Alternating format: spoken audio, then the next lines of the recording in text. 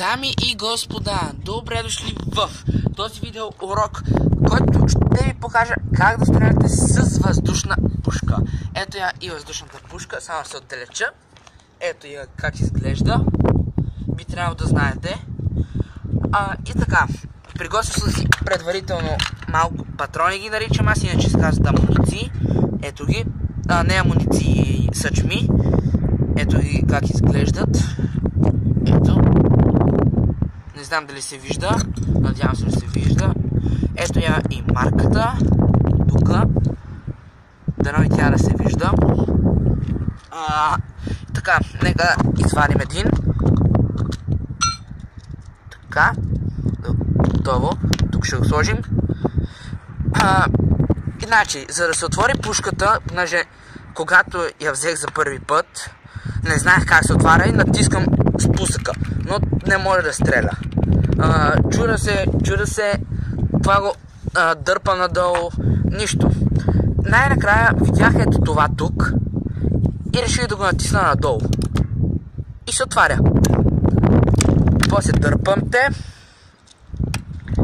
и с съчмите трябва да внимавате как ги слагате. Значи те имат една дупка вътре, не знам дали го виждате, и го слагате ето така. С дупката навън. И натискате. Ако е наобратно, ще фръкне към вас. И затваряте. Така, значи ето как се държи и пушката. Значи с ето тази част трябва да ви е на рамото. А ръката трябва да ви е ето така. Така малко трудно ще я покажа. Надолу. Не надолу, настрани, прав ъгъл. И стрелят. И ето от тук, чакайте сега, дано да го видите, от тук се мери и тук на къде ще ви отива патрона. Значи ето там има едно цвете, ще се опитам да го оцела. Така.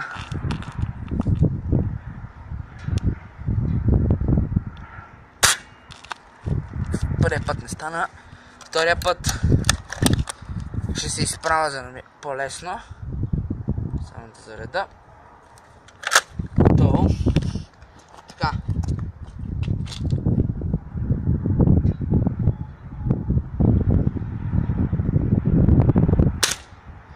Готово, оцелих го.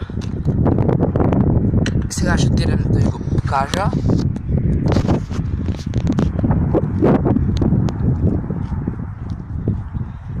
Ето го и него.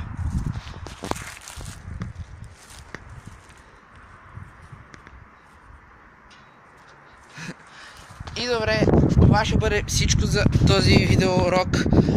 Ако ви е харесал клипа, абонирайте се, оставете един лайк и до следващия път.